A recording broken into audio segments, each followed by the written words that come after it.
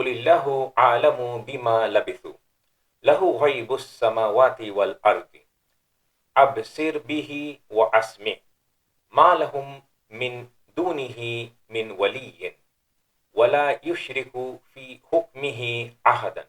Suratul-Kahfi, Surah number 18, ayat number 26. Qul, say, Allah a'lamu is more knowledgeable, bima, about how long, labithu, they remained. Lahu ghaibus samawati wal ardi. Okay, so if we were to translate ghaibus samawati wal ardi, it's an idafa construct. It would be the unseen of the dimensions and the matter-energy continuum. I think we have translated samawat and ard previously. This construct has come before, and we have explained about the concept of dimensions and the matter-energy continuum, so we'll not go into the details. I think just it suffices that we remind you that it cannot be and should not be translated the heavens and the earth, something like that. That's a rubbish translation. We have explained the concept of samawat and ard. We'll not go into the details. Ghaibus samawati wal ardi, it would be the unseen of the dimensions and the matter-energy continuum. So lahu is he has. Now ghaibu is in the rafa status. So lahu, we can say it's in the correct order. We can say, okay, ghaibu is in the rafa status, so the order is interchanged, so there is an emphasis over there. But whenever this construct comes, samawat and ard, it's very profound, and if you add additional emphasis connotation, there's no harm done as such. So only he has, lahu is he has, only he has. Now only he has the unseen of the dimensions and the matter-energy continuum doesn't really make much sense. So we have to see the intent over here. Only he has the knowledge of, that's in brackets. So we have not put the brackets here. I mean, that's implied basically. Only he has the knowledge of the unseen of the dimensions and the matter-energy continuum. So that is the intent. So you could sort of add some more words to it. Instead of he has, you could say he encompasseth the knowledge of the unseen. Something like that is also okay. Or you could say he encompasseth the all-encompassing knowledge of the unseen of the dimensions and the matter-energy continuum. You could do that. So we could add some more emphasis and all of these, because it's talking about the unseen reality of samawat and ard. So in that context, if we add these emphasis, then it's okay. If we just keep it simple and add an only, that's also okay. Now, absir bihi wa asmi. How do we translate it? Absir is in the imperative verbal pattern. So, but it's in the context of Allah subhanahu wa ta'ala. So we don't say, we are not commanding him, see. We are not ordering him, see. So this pattern, absir bihi, has to be translated as a phrase, and the standard construct would be something like, how well he sees, bihi, about it. How well he sees about it, and the about is also not required. How well he sees it, so about the samawat and the ard, right? Wa asmi, wa is the and, it's the conjunction, and how well he hears. So that construct is, it's a phrase, and that phrase has to be translated as a phrase. Ma lahum min dunihi min waliyin. Now, ma is no, okay, and there is a la that will come just now, which is also no. So, this is no with emphasis. Ma is a no with a greater emphasis compared to la. So that's why we have added the word definitely. Definitely not. Ma is no, so definitely no. Lahum is they have. So they definitely do not have, something like that. Till now, min dunihi. Min dunihi, I mean, min is emphasis. Dunihi, besides him, so anyone besides him. So as I have mentioned previously also, so min zaida, min is an emphasis, but what word fits better in the English language in the context of the discussion? We need to substitute the word min in the Arabic language with that word in the English language. So that will vary depending on the context. Here, anyone sort of fits in best. They definitely do not have anyone besides him. Now, again, the word min is coming, min waliyin. So now, it's not the case that, okay, min is perfectly fine in the Arabic language.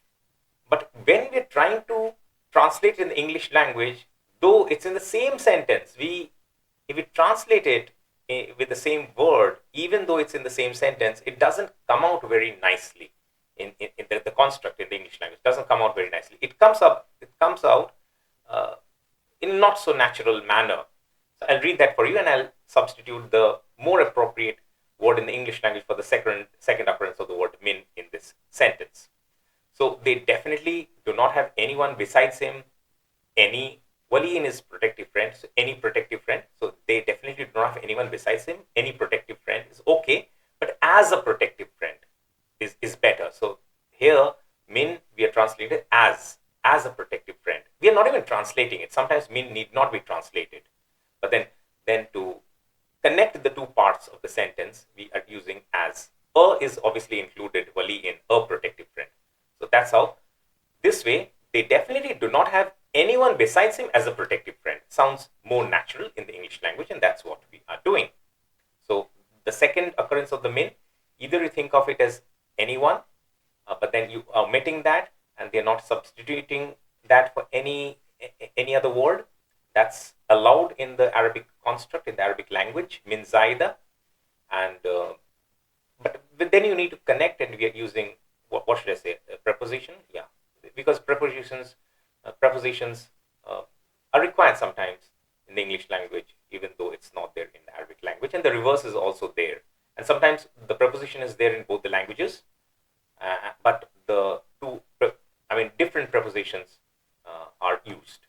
Okay, because the preposition is interesting. It's an interesting topic. We can go into much more details in a separate analysis on the language itself, not verse related, but on the analysis of language itself. Okay. The last part, wa and la is no, so we'll withhold this part of the translation for a while. Yushriku is yushriku, ashraka yushriku. So he shares. So he does not share, and he does not share, something like that. Fi hukmihi, in his hukm, in his sovereignty.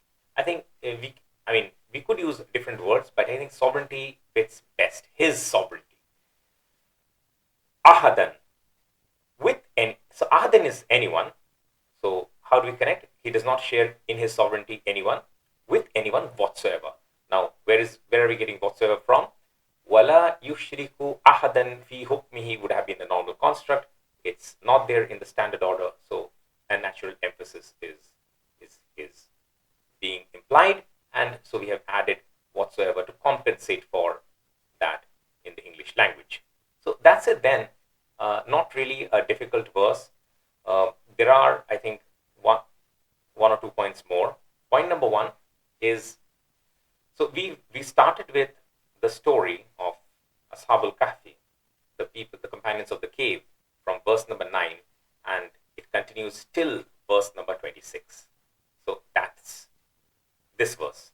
And then verse number 27 for the next few verses will be the message. Remember, I told you that the pattern of the surah is message, story, message, story, message, story. It continues, and then the last story, and then the last message. So 5 stories and 6 messages. So because 5 stories will have 4 messages in between those, and introduction and a conclusion. So that's how the structure is.